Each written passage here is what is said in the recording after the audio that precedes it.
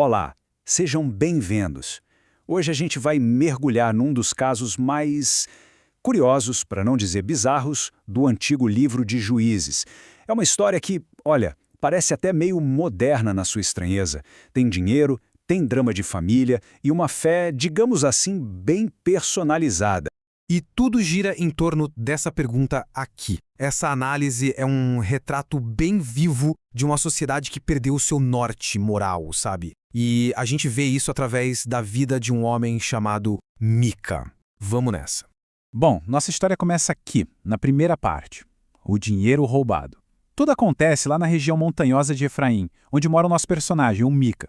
E é um crime que dá o pontapé inicial para essa confusão toda.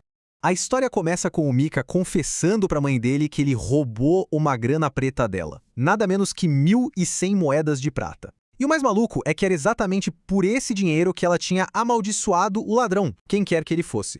Tenta imaginar a cena. A mãe descobre que o dinheiro sumiu e, na hora do desespero, lança uma maldição sobre a pessoa que pegou. O que ela nem sonhava era que o culpado estava ali, debaixo do mesmo teto.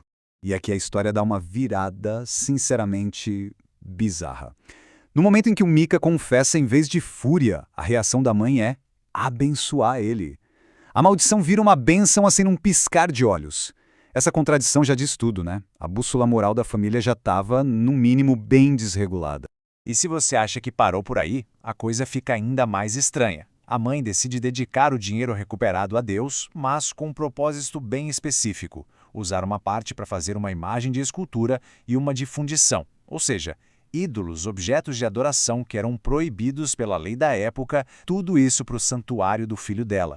E é a partir daí que a gente entra na segunda parte, o santuário doméstico. O Mica pega essa ideia e leva para um outro nível.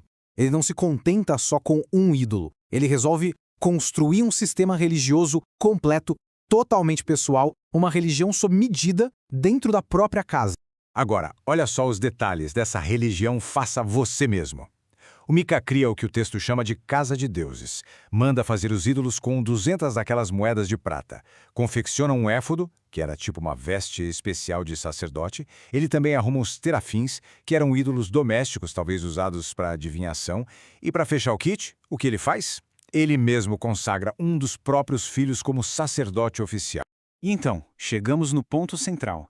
Esse versículo aqui é a chave para entender tudo. Ele se repete várias vezes no livro de Juízes, quase como um refrão. Sem uma liderança, sem uma autoridade moral unificada, a sociedade estava no estado de cada um por si, onde o certo e o errado dependiam da conveniência de cada. Mas a história do Mica ainda ia ganhar um personagem novo, o que nos leva para a terceira parte, o sacerdote de aluguel. Um jovem levita, que era da tribo sacerdotal, estava por aí viajando de Belém, meio sem rumo, só procurando um lugar para ficar. E aí, por uma coincidência daquelas, o caminho dele cruza com a casa do Mica. Aqui a gente vê a mentalidade da época bem clara. O Mica enxerga ali uma chance de dar um upgrade no santuário dele. Ele faz uma proposta de emprego para o levita, tratando uma função sagrada, como se fosse um negócio qualquer. A oferta, um salário anual, roupas, comida e moradia. Tudo para ele se tornar seu sacerdote particular. E o levita? Bom, ele não pensou duas vezes. Aceitou a oferta na hora. Para ele era uma boa oportunidade de ter estabilidade, um propósito, e com isso, o Mica mesmo consagra o rapaz que passa a ocupar o lugar do filho do Mica, se tornando o novo sacerdote oficial daquele santuário doméstico. E agora a gente chega na conclusão irônica dessa história toda, pelo menos dessa primeira parte. Aqui, na seção 4, a gente vai ver a lógica do Mica em ação. O pensamento dele era: o Senhor me fará bem. Vamos entender como ele chegou a essa conclusão. Para Mica, a lógica era perfeita. Ele roubou, mas devolveu. Usou o dinheiro para fazer ídolos, consagrou o próprio filho. E agora, o grande finale, conseguiu um levita legítimo. Na cabeça dele, ele tinha juntado todas as peças certas do quebra-cabeça. Por isso, ele tinha certeza absoluta de que tinha garantido o favor de Deus. Ele achava que tinha de alguma forma driblado o sistema. E a história do Mica nos deixa com essa pergunta que é bem provocadora.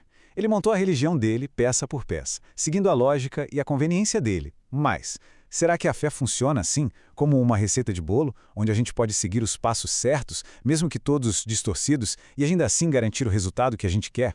É algo para a gente pensar.